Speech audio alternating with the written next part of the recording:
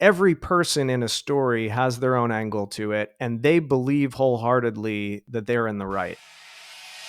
You're listening to Good is in the Details. I'm Gwendolyn Dolsky. And I'm Rudy Sallow. And this is the podcast where we learn what we didn't know in the spirit of Socrates, all with the aim of a happy life, a knowledgeable life. And today we are delving back into the true crime genre with producer, television, and podcasting Jason Cavanagh. We're going to be talking about his podcast, the true crime hit podcast, Son of a Hitman. Okay, Rudy, what did you think of this episode? I really enjoyed it. I was aware of the famous actor Woody Harrelson about his father in that story from my favorite podcast, Disgraceland. And there's massive amounts of conspiracy theories surrounding whether or not his father was an actual hitman, whether or not his father actually killed JFK, whether or not his father was really involved in the murder of the federal judge that he was put away into prison for. So we really focus on, in this episode, what is truth? What is a conspiracy theory? How do you actually figure out what the truth is? Who can you trust? And that's really one of the essence of Son of a Hitman. I think he did a terrific job trying to get the full story from multiple sides. And that kind of shows like, well, how do you figure out what the truth is? Yes, this is definitely, I would definitely slot this episode in our true crime subgenre of episodes, but it goes beyond that, in my opinion. Absolutely. I totally agree, because we're talking about the process of unearthing the truth. And so it happens to be about the hitman and this crime. And we go over all of Jason's work, which is really incredible. I think he said it took over a year of traveling interviews. There were even a couple of dangerous moments, all to unearth the truth and create this wonderful, addictive podcast. I totally binged it. I absolutely love it. I'm so glad Jason came on the show. Yeah, I binged it as well. His podcast is a very binge-worthy podcast. The players that are involved in it are absolutely fascinating. For somebody who's kind of touts himself as knowing a lot about true crime and a lot about the nefarious things that have occurred in the United States, I learned so much from listening to his podcast and about this kind of underbelly of Texas drug smuggling and the history there of the 60s and 70s. And we learn about the largest importer of marijuana in United States history. It's fascinating. I mean, the more you peel away the layers of the onion here, the story is just absolutely incredible. And the fact that it involves Woody Harrelson, somebody who, if you're a Gen Xer, you grew up watching Cheers and you grew up watching all of his films. It's interesting how Woody, managed to stay a successful human being considering where he came from. I mean, it really opens your eyes to just what a, kind of a bootstrap story that was for him. Yeah, this is a great way to end 2024. This is our last episode of 2024, Rudy. Oh my goodness. I'm very excited about that. Not that this is our last episode, but I'm excited about where our podcast is going into 2025, the quality that we're putting out there, the resources that we're putting into it. Check us out on Substack now. We're now posting articles and writing articles and tying them to our episodes. So if you really enjoy the show and you just want some more, check us out on Substack as well. We're going to link that into the show notes. Yeah, we're going to link it all in the show notes. Blue Sky, our Patreon. I got a new book up for our book club. Okay, all right, let's talk about true crime, conspiracy theory, looking for the truth with Jason Cavanagh. Let's get to that, Jason, because you are a producer, you're LA based, you have this hit podcast, you've done stuff for MTV, Bravo, NPR, but let's get to the most important thing. You have an undergrad in philosophy. Really, that's funny. You see the jokes? The jokes start early here about what is important in life. That is the least important thing. But I think what's the most important thing is that amazing podcast producer who, notwithstanding an undergrad degree in philosophy, is successful. How about that? There you go.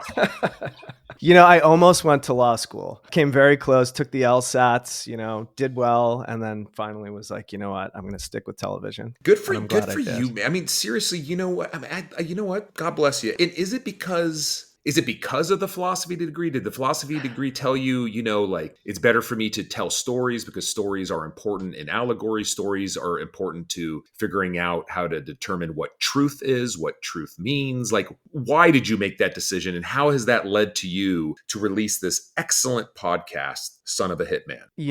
I will actually say I almost went to law school because I was a philosophy major, and so many of my colleagues who I had gone to school with had gone into law following a philosophy degree, which makes sense. It's like reason, it's logic. But, I was working in television at the time. This was back when I was in my 20s. The financial crisis hit, work got really slow, and I was like, I don't know what to do. Maybe I'll go to law school. And then got another TV job, managed to stick with that. My lawyer friends were like, don't do it. It's not what you think it is. Don't do it. Unless you really want to be a lawyer, don't do it. And, now I will say 20 years later or whatever it's been, I think a legal degree wouldn't hurt. I still enjoy working in television and doing what I do, but I also do have to deal with lawyers sometimes. And it would have made it that much easier the times that I do. But yeah, I mean, as far as television production and my podcast goes, I think my philosophy degree, even in my days in television, prior to doing this podcast, so much of what I do is working in nonfiction TV. So that's documentary, reality. Sometimes I do competition shows, comedy. But so much of what I have to do is sift through like enormous amounts of footage, and whether that's transcripts or whether that's actually watching through a bunch of footage and doing cut downs of all that stuff. And so much of that is like distilling a whole lot of information down to what's essential, what's entertaining, what's funny, what's dramatic. And I think in philosophy, so much of what I learned was, how do I go through this material and get to the essence of what this philosopher's argument is? I still think I apply that stuff to this day. Let me ask you a question about the difference between nonfiction and fiction, the documentary filmmaker, as opposed to the fiction maker, right? When you're making a documentary, Jason, is the goal of that documentary, well, I want to tell the truth. I want to tell this story. I want to give this message. And what I've heard from my own investigations of how do you write a screenplay for a documentary, if there is such a thing, is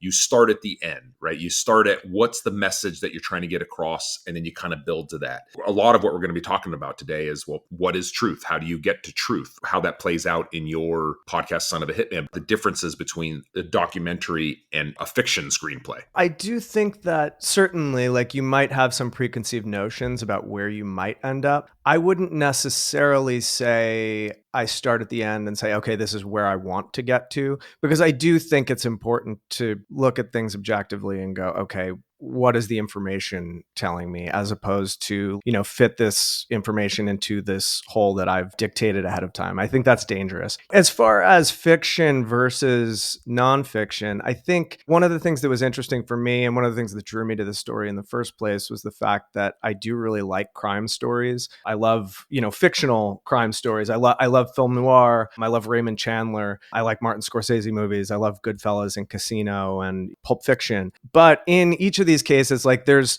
some kernels of truth that this stuff is based on, but it's still fiction. It's still dramatized. It's still oftentimes like some screenwriter who has no real connection to that stuff that they're writing about. Sometimes maybe The Godfather, it's based on books. But, it's being told by people in Hollywood who don't necessarily know that world firsthand. In coming onto a project like Son of a Hitman, where you're dealing with true to life organized crime, someone who is in fact a hitman, an assassin, and what is that world actually like? Not what's the Hollywood screenwriter's idea of what that's like, but what is the truth behind it? And I found that that's way more interesting than the fictionalized version, because there's so much nuance to real life. So many characters that you see in movies or on TV shows are sort of one-dimensional, or, they add like, okay, well, we got to give them a personal life because so they're not just a hitman. But I think when you get into the nuance of an actual story, you get so much richer detail. And that to me was really interesting to dig into. It seems to me, two really essential traits of studying philosophy are curiosity, that search for wisdom, and also the critical thinking skills, like you mentioned. This is perfect. I'm teaching a critical thinking class right now. And one of the things we have to go over are things like credibility or bias. And so as I'm listening to your podcast, I'm like, okay, all of this is baked in here. That's a skill set. But I have to ask, I mean, we've got our humble Good is in the Details podcast. We reach out to people, we read their work, and then we interview them. And it feels like every episode is maybe about 10 hours of work. That's our humble little podcast. How in the world did you get your podcast? Like, as I'm listening to it, now I'm thinking, oh my goodness, how does he have these conversations, these contacts? How did it even fall in your lap in the first place? I really want to know about that process. Sure. Yeah. I mean, it was a ton of work. I mean, it took about a year all told. Maybe even 6 months prior to that in terms of development work. So a friend of mine, I've worked in television for 20 years now. At the time, I guess it was 16 years, 15 years. And a friend of mine who we were PAs back at MTV together in 2005, production assistants.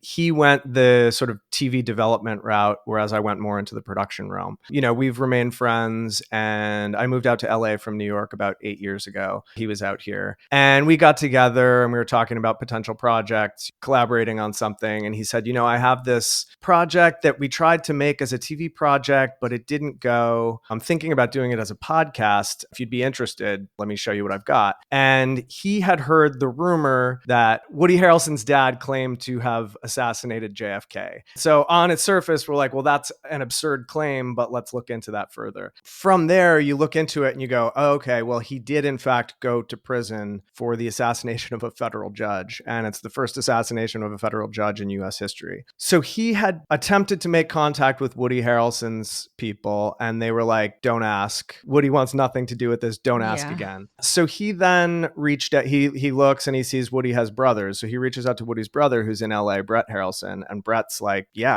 I would love to look into this. I have questions about my dad that are unanswered. And so they shot a sizzle, and it was sort of a simplified version of what the podcast ultimately became, where it was Brett and the attorney Danny Sheehan, who I spoke to in the first episode. The two of them were having a conversation on like a yacht in Marina Del Rey about this topic, and that was it. And they had done a sizzle, I think, for Discovery. Ultimately, Discovery passed on it, I think, because Woody was not involved. Andrew then brought the project to me. I said, this is crazy. I hadn't heard this story before. We then went and got lunch with Brett, and his brother Jordan was also in town from Texas. The four of us got lunch one day. I met those guys. I then started doing my own research into this stuff. So there's a book called Dirty Dealing by Gary Cartwright about the assassination of Judge Wood, not necessarily focused on Charles Harrelson, more so on the Chagra family. And then there was also a book about the murder of Alan Berg, who was the first alleged victim of Charles Harrelson, or he was the first victim. Charles was found guilty for that murder. That was written by Alan Berg's brother, David. So I read these two books and then found a third book about the Sam DeGilia murder, but it wasn't really about that murder. It was about another guy who committed suicide, who allegedly was bullied by the man who hired Charles Harrelson to kill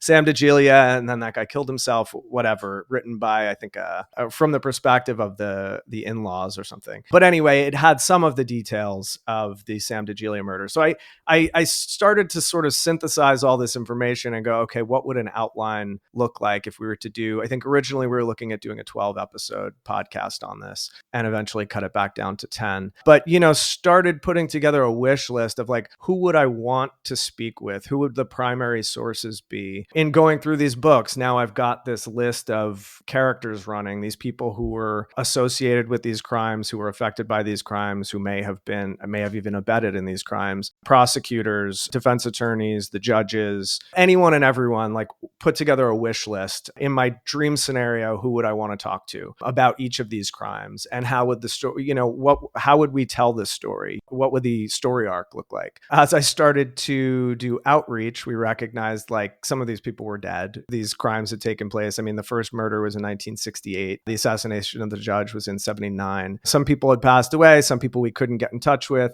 But as we started to sort of put our wish list together, we recognized like, oh, I think we could actually make contact with a lot of these people. And a lot of people are saying yes. At that point, we did put a pitch together, did some audio samples, pitched it. Spotify ended up buying it and saying, we'll give you guys some money to produce this thing. And then, hit the ground running in terms of actual production. We did have a private investigator who helped us really just to track people down. In some cases, you can find people using Facebook, Google searches, but in other cases, people who are older aren't necessarily on social media, or in some cases, people who didn't want to be found. In the case of James Kerr, who was the district attorney who survived the assassination attempt, allegedly also orchestrated by the Chagras, we found him and he said, I'll agree to do an interview with you as long as you don't reveal my location, because 40 some odd years later, he still fears for his life because he survived an assassination attempt. So, the private investigation firm helped us just to track some of those people down who were harder to track down and start to piece this thing together. And then we also looked at it as like, in terms of telling the story,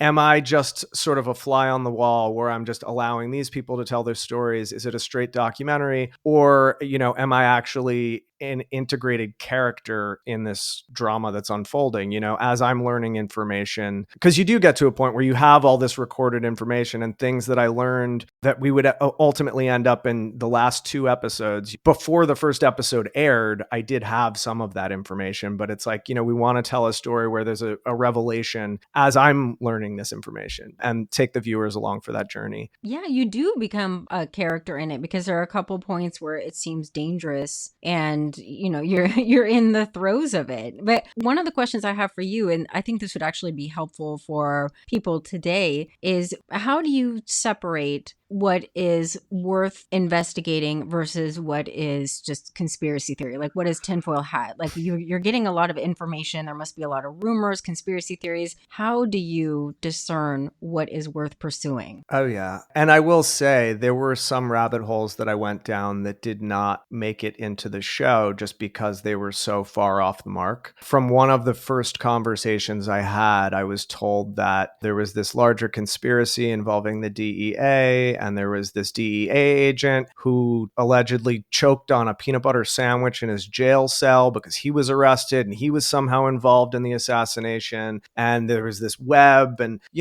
as I started going down some of these paths and then no one could corroborate any of this stuff, it was like, okay, I need to leave that behind or I'm going to sound like a crank.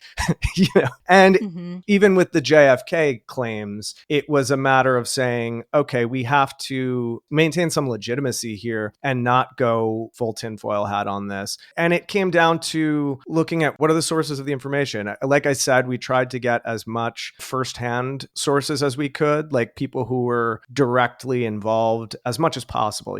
From there, it starts to spiral out where you get some of the people who are like, well, I heard, or, well, Charles Harrelson told me XYZ. And we tried to abide by journalistic standards where it's like, okay, have at least 2 sources. If someone does make a claim against someone else, to run that claim by that person to allow them to respond to it. We did FOIA requests, Freedom of Information Act requests, to get court transcripts. We attempted to get the entirety of the wiretap transcripts from the assassination of the judge, which were under seal, and we couldn't access all of that. We did get some of it. I went to courthouses and got whatever transcripts they had. Some cases, there were transcripts of police interrogations, stuff that people said under oath, obviously gets higher credibility than something that someone said in a bar room. That being said, for me, it was always a matter of looking at like, what's the motivation behind each of these characters, right? Almost looking at it like a fictional screenplay where it's like, what is each of these characters' motivations? Why would they be saying what they're saying? Do they have an interest in saying something that's untrue? In every case, I think people wanted to tell the tale because it is this sort of larger than life story, but making sure that the person telling that story has the credibility, was a challenge for me. And it was something that I had to face, I think, with every interview. Obviously, like you talk to Brett Harrelson, he wants to believe that his dad is innocent because it's his dad. You speak to the FBI agent who investigated these cases, and he wholeheartedly believes that his findings were true because it's his reputation on the line. So in each of these cases, I tried to look at everything with a healthy degree of skepticism too. I think I'm a natural skeptic. And I think some of that does come from philosophy. Some of that I think just is is organic in my own character, to question what I'm reading, what I'm being told, the official account. And approaching this, there were some things where I said, that seems odd. Let me look closer at this. I think something I got stuck on, it was about midway through the podcast, was the lawyer Percy Foreman, right? Mm-hmm. Because then I ended up Googling him, and it says like he has all these accolades, but then according to the podcast, this guy, it sounds like he forged documents or an alibi. Yeah. That to me was Yeah. the most surprising. And then when I look him up, he's mentored, considered one of the greatest attorneys. So I don't know. I was just wondering if you could expand on that, or Rudy, if you looked at that and you had any thoughts. I'm so curious. You know, that aspect of the story was interesting. I got him speechless. Yeah, I mean, it's really, really interesting. I mean, I gotta admit, I went down a completely different rabbit hole, and that's the Chagra family. And I'll admit, the reason why I went down that rabbit hole was the fact that they're Lebanese Americans, and me being an Arab American, having some Lebanese roots. My mom's family is from there, and I'm very aware of the migration patterns of people that left Lebanon, and that family moved to El Paso, and obviously were some of the most interesting, impactful, whether positive or negative, family that's out there. And the fact that you were able to interview members of that family was fascinating. I mean, at the end of the day, right, Jimmy Chagra, who was the #1 marijuana importer, I guess, of all time, was charged and convicted with the murder of Judge Wood, right? Which at the end of the day, the premise of your podcast is that Woody Harrelson's father was convicted under some questionable trial tactics that occurred of murdering a federal judge. He was the hitman. He was hired to assassinate this federal judge, right? And who was he hired by? Who was involved with it? I mean, at the end of the day, it really comes down to a huge part of your story is that Chagra family, correct?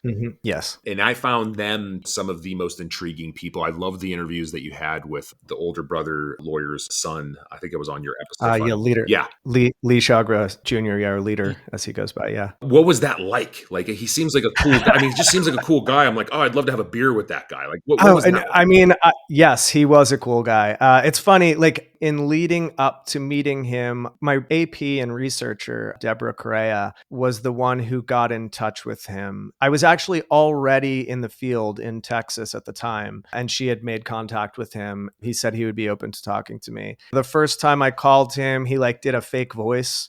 He did like a funny accent, and I was like, he's like a wild card, you know? But when I did go to meet with him, you know, his first thing is like, oh, we'll go into Juarez. We'll go have a drink. It'll be a great time. And then I talked to my producers back in LA, and they're like, do not go to Juarez. Like, a journalist had been murdered a week prior by drug cartels in Juarez. So I was like, as much as I want to get like the exciting storytelling element of this, I also don't want to put myself in serious harm's way. But when I did go and sit down with Leader, we go into this white tablecloth restaurant. He has this bodyguard with him, this like giant dude.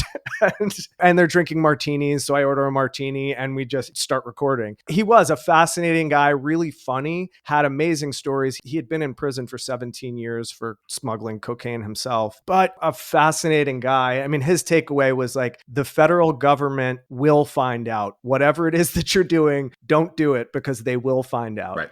Which was, you know, it was, I think, good advice if you're planning a criminal conspiracy. And I asked that question about how you met up with him. I'd love to have a beer with that guy. And it's relevant. If you like somebody, if you sit down with them, if you have a drink with them, do you think that you can be still objective? Can you be objective while liking somebody? Can you still question them? And I think that's actually kind of relevant for today. Like, some people say elections can change on whether people feel that their candidate is relatable, right? Or if they feel like they could sit down and have a beer with them, or like they're a straight shooter, or whatever. The relatability, likability is so important in all aspects of life, that like, you as a documentarian, as a storyteller, as somebody who's trying to get to the truth, like, how do you protect yourself from like, I like this person, but I still have to question what they're telling me? Sure. One of the elements to that was I did sit down with people on all sides of this thing. And I liked it. To be honest, everybody was great. From the, you know, ultimately, I ended up getting sued for defamation by one of the people involved in the podcast. And we really liked each other when we sat down. And I think part of that lawsuit after the fact was she felt betrayed, because because we did have a good personal connection. But ultimately, I was trying to get to what seemed true, and the lawsuit was dismissed. I did not, in fact, defame her. And also, I think saying just because someone might be incorrect or on the wrong side of something does not mean that they themselves are a bad person. It means that they're coming at it from their own very subjective position. That's where you get to what is objective truth, right?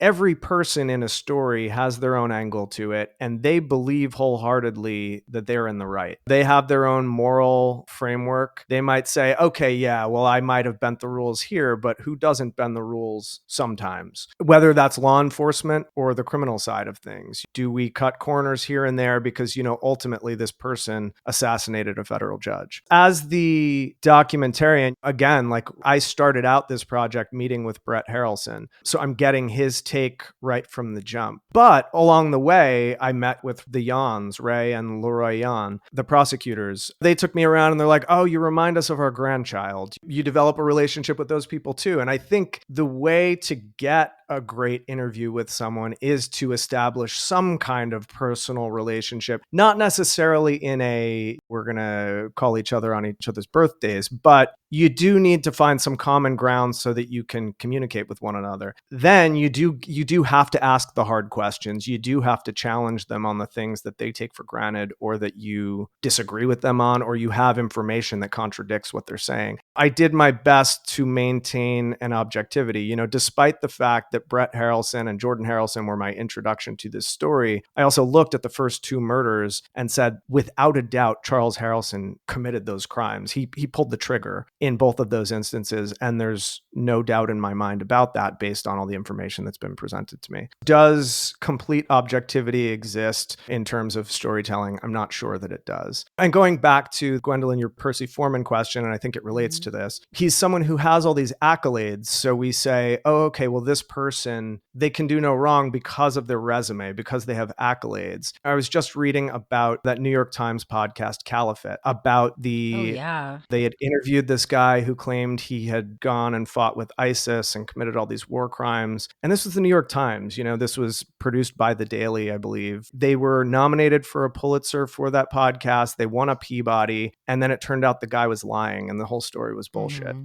We look at it and we go, well, it's the New York Times. And this journalist has all these awards. And so we take things for granted sometimes based on resumes. I think at times you have to look at what's the actual information, what's the data. Let's step back from what's somebody's resume, but what's the data in front of us? What is it pointing toward? And, in the case of this podcast, for instance, in Son of a Hitman, when I started to have many people saying, well, this is actually the guy who pulled the trigger on the judge. And I'm getting that from a lot of different sources, from law enforcement, from the criminal element. And they're all saying, well, actually, this is hush hush, but this is what I think actually happened here. I think you have to start to look at it and go, okay, well, is there truth to this? Is this just the rumor mill, or is there some validity to it, despite who might be saying otherwise? In the course of you doing this, and now since there's time and you can look back on it, are there any moments where you're just thinking, oh my God, I can't believe I did that, or I can't believe I got that, that clip or that thing that they said? What were some curveballs or some risks that you took that in the moment it didn't feel like it, but now looking back, you're like, oh my goodness. Toward the very end of production, when I went up to Berkeley and met with David Michael, who was the attorney who represented Charles Harrelson on his appeal in 97, I believe it was, he had a treasure trove of legal boxes filled with documents that I had not seen before. We did an interview, and then he said, here, I'm going to leave you with this stuff. Go through it. Anything that you want photocopies of, let me know. And I started going through these documents, and I found FBI interviews with this informant, Robert Riojas, who told an alternate take on the assassination of Judge Wood and what had taken place that, matched up with some of the information that I was hearing sort of through the rumor mill. And suddenly I was sort of awestruck. It was one of those moments where you're like, you're digging, you're working on this thing, and you're talking to so many people and trying to figure out what's true, what's not true. I would go back and forth on things regularly. I would go down odd rabbit holes. Then I would say, oh, yeah, that's insane. There's no way. And finally, I'm looking through these documents, and here's stuff that was confirming, and these are, FBI documentation that's confirming things that I've been hearing. And I end up reaching out to the original prosecutor who was ultimately taken off of the case. I believe he had dementia, and his wife said, you know what, you should speak to the public defender who represented this guy Riojas, who had given these statements. And I reach out to the public defender. Essentially, this guy had gotten plastic surgery and tattoo removal and gone into witness protection in exchange for his testimony. And he was in fear for his life for giving this testimony. And he pointed to a group of individuals who may have planned the assassination of the judge. As all that was coming together, my head was spinning, and I was going, wow, I think I actually uncovered some new information on a case that's 40 years old that has not been seen by the public at this stage. And that was pretty exciting. Yeah. That's like what was that docuseries on HBO? The Jinx. Yeah, that was like... Totally. The Jinx Totally. at the end in the documentarian, I remember his hand was shaking as he had the evidence that hadn't been unearthed before. It was really incredible. Yeah. And those kind of moments, there's absolutely there's an adrenaline rush that goes with that. There was something pretty fascinating about living the story as I was telling it, and something sort of surreal about it and kind of out of body. I was going into the John H. Wood Federal Courthouse to make photocopies of, you can't just request photocopies of court transcripts, of all the transcripts, because there was, I think, over 10,000 pages from the court transcripts for the assassination of the judge. So I had to go through these boxes filled with transcripts, and then say, okay, I want page 1 through 200, and give the clerk the pages that I want so they could make photocopies for me, which took forever. But there were just these things where I was in these places that were part of the story. Or when I was in Houston, and I reach out to the guy who hired Charles Harrelson to kill Alan Berg. Was it the little? Little Larry. little Larry. I never heard from Little Larry, which was disappointing. Did get in touch with his granddaughter. Mm-hmm. He was like, "Where are you right now?" And I was told he always has a gun. And I'm in Houston alone in an Airbnb, recognizing I need to be aware of my surroundings. I do need to take this seriously. These are real people, and I'm not a character in a noir novel. This is real life. But yeah, the access that we got was pretty incredible. I spoke to Jack Dean, who was former head of the DEA, Sandra Sue Attaway, who was Charles Harrelson's girlfriend, who abetted in the murder of Alan Berg. She witnessed it. Can I ask you about that? Because I was really struck with that part, and I wanted to know what that was like interviewing her. Because at first it wasn't her husband saying she doesn't want to talk about this, and then she came forward. So I'm wondering, what is it like when you're doing your outline and your list of people you want to reach out to? So you have this woman's name, and then what is it like when you see the actual person? And then that conversation sounds like it's very painful for her. So I'm just wondering what was that like? So it was really hard to get in touch with them. I had already left the area. I believe she was near Houston, because I was with a little crappy rental car driving across Texas. Sort of had my itinerary for who I was going to meet along the way, going from, starting in Dallas and then ending up in El Paso. Why you didn't go to law school? And so in fact, I loved the adventure. That element of it was really fun, going and meeting with all these people. It was exciting, but if a little, my back hurt by the end of it, but I had already left Houston. I wasn't able to make contact with them. And then Brad, the private investigator who we were working with, was able to get a phone number. He tried it. They didn't answer, but then he found an address, and he called me, and he was like, I could show up with some flowers and see if they'll take my visit. And he did that. They were in bad shape physically at that point, in poor health. I think she and her husband passed away just a few months after I interviewed her. It was was, I knew all that as I was interviewing her, which is obviously challenging. And you're asking this person about probably the darkest moment of her life, witnessing a murder take place. Obviously, there's on one hand an excitement in like, wow, I can't believe I'm hearing this straight from the horse's mouth. But then on the other hand, wanting to be sensitive to the fact that this has to be painful. But she also did abet a murder. I mean, as the story went, she called Alan Berg and with the promise of sex, lured him down to this bar where Charles Harrelson then picked him up and got him into the back of the car. I had to treat it sensitively, but also I was amazed that we actually had made contact with her. And now I was able to ask her these questions that I had only read things about. And also, the book, Run Brother Run, which was my original source for the story. Now it was written by the brother of the victim. And so obviously he had his own angle. He saw his brother in a very sympathetic light. And so it was now, let me look at this from a more objective perspective and see what really happened here. As you're saying this, it's making me think about a question that Rudy and I have actually had before when it comes to true crime. What do you think about the popularity of it? And then how, as somebody who's producing it, be walking that balance between informing, there has to be an element of entertainment, otherwise it won't work. And then at the same time, not use somebody's tragedy,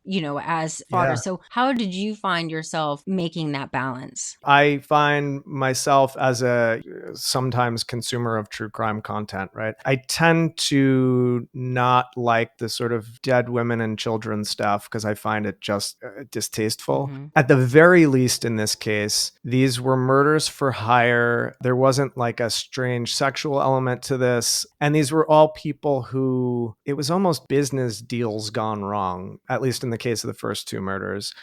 It was a little bit less painful. That being said, obviously the family members of people involved in this stuff, and that's actually not just victims' family members, but also children of the Chagra family, Brett and Jordan Harrelson, whose father went away to prison for the rest of their lives. You recognize once you start talking to people, there's a human element to all of this, and you really need to be sensitive and try to approach everybody with empathy and compassion and recognize the humanity and everybody involved in these things, because I think crime takes place because of that lack of empathy. In telling the story, you want to see the human side of it. You don't want to approach it from that sort of sociopathic that sociopathic angle. And I, as a producer on anything, there's times when something, even if you're doing a silly competition show, something happens and then you're running up and pointing a camera in somebody's face and asking them what happened and how they feel and or what's motivating them. Is it, your mom's dying of cancer and you're like, oh, they cried, I got that moment. There is that balance that you have to strike as a producer, wanting to get the goods, but also making sure that you're not being a monster as you're doing it. There's that show Unreal. It was like a scripted version of like producers making a Bachelor type show. And they had the producer like drugging one of the contestants, which is absurd. And it doesn't go that far working on reality shows. I've worked on reality shows before, but there is an element of like, I have worked with producers where you're like, ooh, you don't have a conscience, do you? For me personally, I find that really distasteful. And I don't do questionable things in approaching content, but I also recognize you are making entertainment. You do want to get that stuff, but you also have to just make sure you're being respectful. And so for me, it was a matter of just with each of my interview subjects, making sure they were comfortable talking about whatever it was that we were going to be talking about or doing whatever. I went with David Berg, the brother of the first victim, Alan Berg, to the site where his brother's body was dumped. Wow. And he said he wanted to do that. It was making sure that this person's comfortable with this. I don't want to put somebody in a position they feel like they're being used. And, that was always a concern, was like, when this comes out, are they going to have a different opinion of me personally now that we have some type of personal relationship? What are they going to think of me when this all airs? And, ultimately I did get sued by somebody. So, you can't please everybody. And there's also that element, recognizing like you can't always be a people pleaser. Not everybody's going to be happy because you're telling a multifaceted story. Did you find that like anybody found it healing or cathartic to tell you, like they just wanted to be heard? Yeah. So the sister of Alan Berg, I only spoke to her over the phone. David put me in touch with her. And she called me after the podcast episode aired and she said, "Hey, I just wanted to thank you because I've had nightmares about my brother every night since he was murdered. After doing the podcast, he came to her in a dream and said, 'You can let me go.' And she hasn't dreamt about him Wow. since." And I was like, whoa, that was, wow. Wow. I felt good in that, playing therapist for somebody, because you're being a journalist, you're being a producer, you're making sure you get goods, but then you're also a shoulder, or you are being a therapist to these people and letting them open up. And I think to get people's trust, you have to get there with them. And I did enjoy that. I did enjoy that, like having that human connection with these people. What do you think is the draw of the genre of true crime in the first place? Like, what does it say about us, or why is it so popular? Why are we gravitating to these stories? I can say that for me, and like with this story, I think I have very little in common with someone like Charles Harrelson. I think the guy was a racist. He was a drug addict. Some people say he was a psychopath or a sociopath. But I do think there's something intriguing about people who exist on the fringes of society, morality. They operate outside of the framework of law. That explains Accepted. that explains your obsession with film noir, right? Really. Absolutely. I Yeah. didn't mean to interrupt there, but I No, wanted yeah. to make that corollary because you started off, you're like, well, I like film noir. I like it. And everything that you're describing right there is, oh, this is why he's a fan of film noir. That genre, Yeah. really, that genre is like the OG of true crime in a way. I mean, yes, there were a lot of fictionalized stories, but there are also a lot of like police procedurals and based on true stories in film noir. And I do think that's the allure of film noir is you are fascinated by these people who probably want to be a part of society, but they just can't because they are a sociopath or fate, because fatalism, et cetera, has not allowed them to have a normal life, or et cetera, et cetera. That's why I love the genre. And I could see that with your answer right there, that's why you do what you do. You are interested in these stories that are on the fringes because like you can't relate, but you're fascinated by it, and we're all fascinated by it, right? That's the allure, I think. Absolutely. And I think like a show like The Sopranos, which is so massively, massively popular, I think it's a fantasy of people who are frustrated with their own lives. And here's this person who, when someone wrongs him at work, he can have them offed.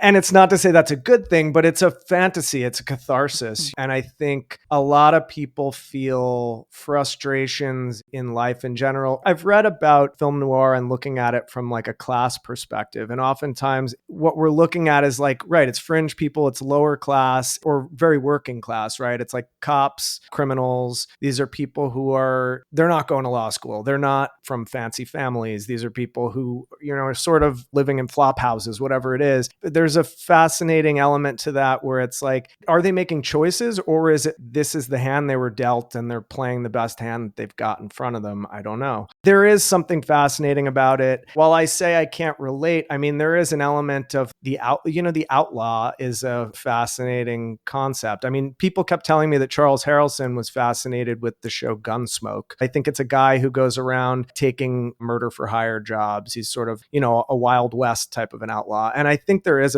particularly in American culture, I think there is a fascination with the outlaw, right? But along with that, when you really get down to it, you're like, people are actually murdered when you're looking at a hitman. There is actually like a really dark side to that. I also find we live in a world in which we see criminality at times from the highest offices, the highest offices in our land, right? And people getting away with stuff. And then you contrast that with someone who's committing petty theft. And, you see crime throughout society. What crime do we allow? What crime do we not allow? Morality can be such a flexible concept. And morality changes over time. Laws change over time. Things that used to be, you look at like the Menendez brothers. I don't know if you watched the new documentary that was out on them, but like there's a whole new younger generation generation who's looking at that case and saying, oh, they deserve to have their case reexamined. That's a really good point. I have not watched that documentary yet, but I did talk a lot about it last night, actually with a client, because we were talking about this. And it's interesting because their chances of getting out are probably slim to none, that Los Angeles County voters have voted to get rid of the DA that was very sympathetic to their case. And you're right.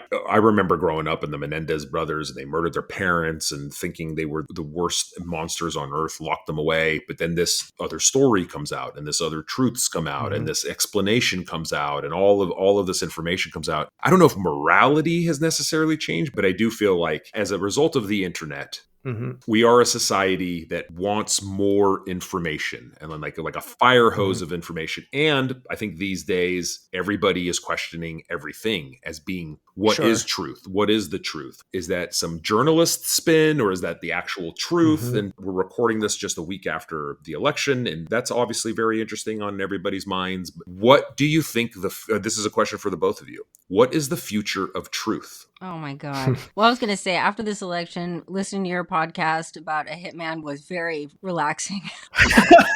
That was good. That's a really, I got to admit, this was a great distraction too, but we're not getting political here. That was a good point. That was funny, but what is the future of truth? I still have some hope in our basic, well, even let me put it this way, with Jason's podcast with Son of a Hitman, something that strikes me is that it really is problem solving. It is a puzzle. And because today we have like cell phones, DNA, all this stuff. So Jason, the work that you had to do was really puzzles, like going back and figuring all of this out. And it is that spirit of the human mind that wants to problem solve. And I am going to have faith in that human spirit of problem solving, even though we have a lot of ways to be misinformed or be lured in. I'm going to have some faith in human reason, like in the Truman Show where Truman figures it out. I'm going to have some faith in that. So Jason, what say you? Well, I think obviously AI is problematic, like deep fakes. Damn good point. I think we also have just this fire hose of information now. There's a fire hose of information, and then there's also sort of drip feeding specific demographics with what they want to hear. And it's very controlled. I'm maybe a bit more pessimistic. Unfortunately, I do worry that we're entering sort of dark ages with, like, I think media literacy is fairly low. I am thankful that even from high school in like AP US history class, we had document-based questions and we had to write, what is the author's bias? And I remember being in high school and every time all the students would ask our teacher, like, what does bias mean? But just to be introduced to that concept as a 16-year-old,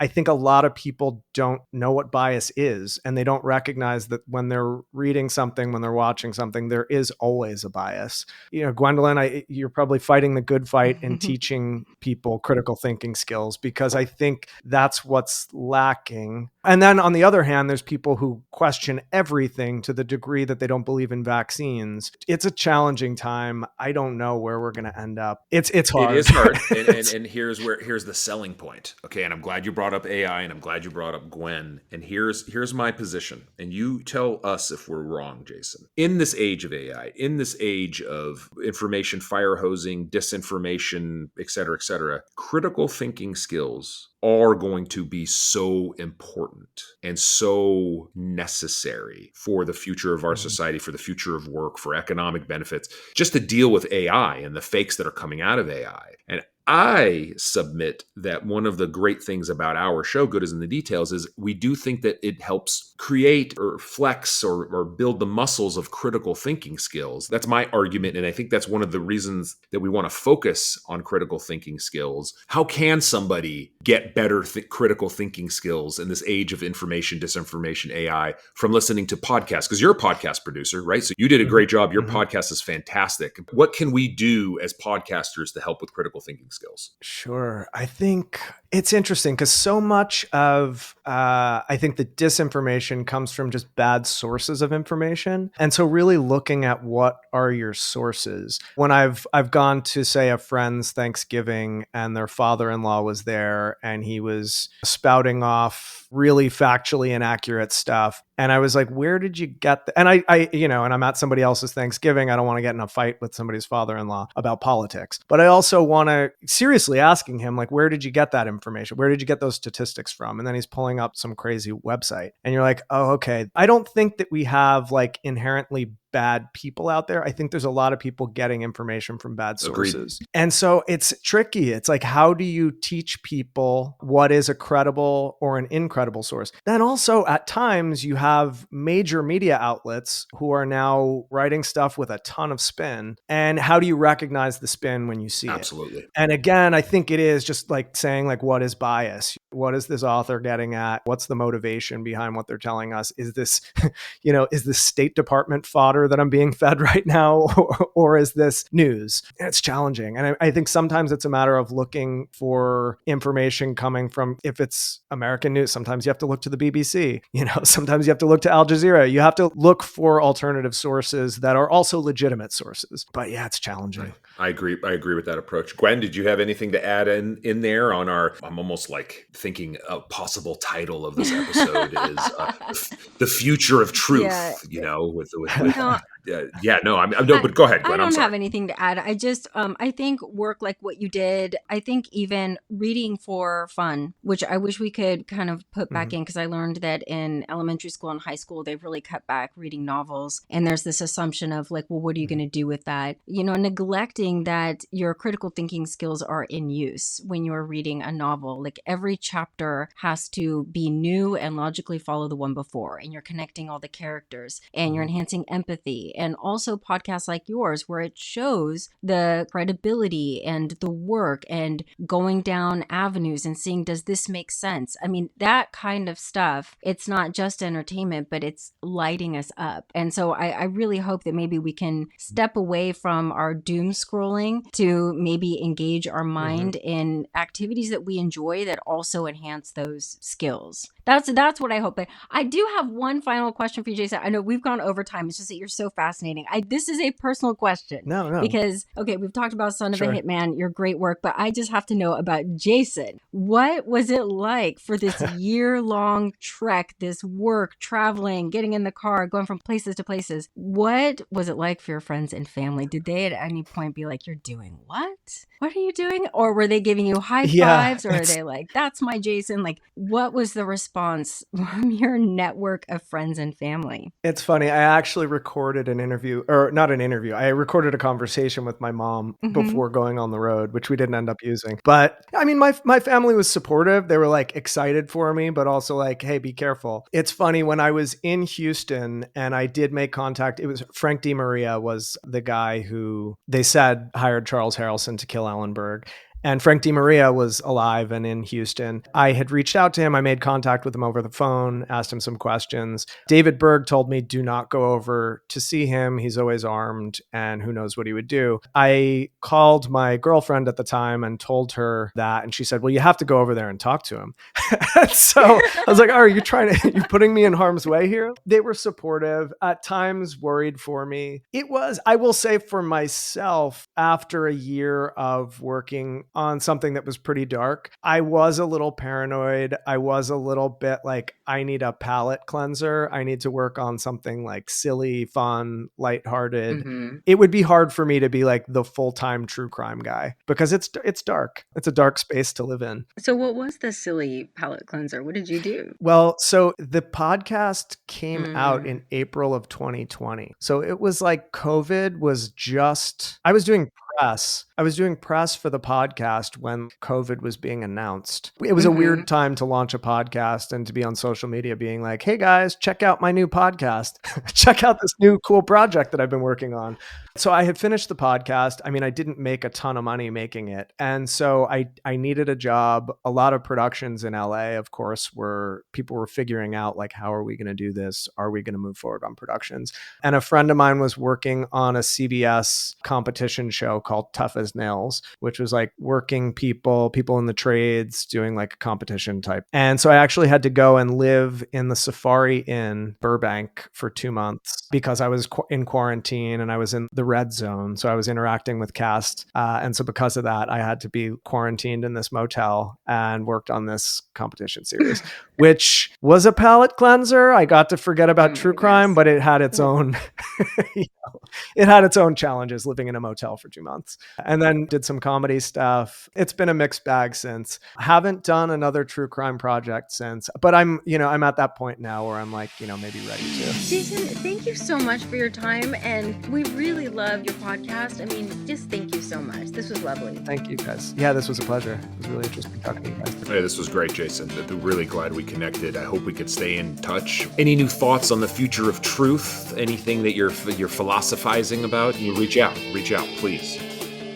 Good is in the Details is produced by Dr. Gwendolyn Dolsky and Rudy Salo. We'd like to thank our sponsor, AvonmoreInc.com. It's that small bridge business that started in the 90s and grew to an international sensation amongst bridge players. Go to AvonmoreInc.com and let them know Good is in the Details sent you. Remember, you can check us out on Instagram. I'm also going to link our handles. We have joined Blue Sky. Would love to see you over there. We are on Facebook. And again, patreon.com/Good is in the Details. We've got a book club, extra stuff. Okay, until next time, bye.